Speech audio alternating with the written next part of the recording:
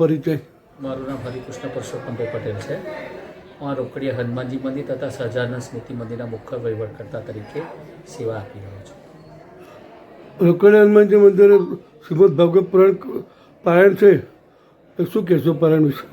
ભગવાન સ્વામિનારાયણ સંવત 1874ના જેઠ સુદ 6ને દિવસે આ આણંદ પધાર્યા ત્યારે સર્વપ્રથમ આણંદની 2 ભાગોળ પૈકીની શિખોડ તળાવને કિનારે એ ભાગોળ જે છે ત્યાં ઉતરેલા અને ત્યાં આગળ તળાવમાં સ્નાન કરેલું, નંદ સંતોએ સ્નાન કર્યું અને ભગવાને ત્યાં સભા કરેલી અને ક્ષમા ઝરણાનો ઉપદેશ આપેલો. એ જગ્યાએથી રસાલો લઈને મહારાજ પછી સારા ગામમાં ફરતા ફરતા રોકડિયા હનુમાનજી અત્યારે જે વર્તમાન રોકડિયા હનુમાનજી મંદિર છે ત્યાં આવેલા.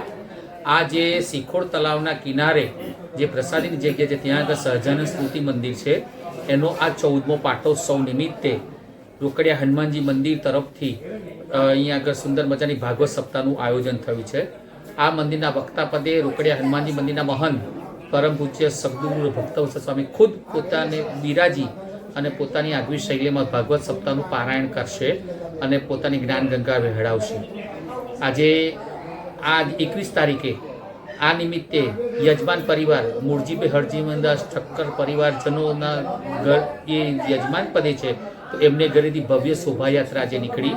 એમાં બહોળી સંખ્યામાં ભાઈઓ તથા બહેનો જોડાયા અને સાંજે 6 વાગે એની જ મંદિરમાં પધાર્યા. સંતોએ પોથીને વધાવી અને વ્યાસાસ્પદ આરૂઢ કર્યા. આવતીકાલથી નિયમિત 3:30 થી 6:30 અને સાંજે 8 થી 10:30 સુધી ભાગવત સપ્તાહનું સ્વામી પોતાની મધુર શૈલીમાં રસપાન કરાવશે. આજે આ ચેનલના માધ્યમથી હું આણંદની આજુબાજુના વસતા બધા ભક્તોને આજે મંદિર વતી આમંત્રણ આપું છું કે આ ભાગવત સપ્તાહ અહીં આગળ મંદિરમાં આવી અને સુંદર મજાના સંતોના મુખે ભાગવત સપ્તાહનું રસપાન કરી અને પોતાની જાતને ધન્ય અનુભવશો. જય શ્રી સ્વામિનારાયણ.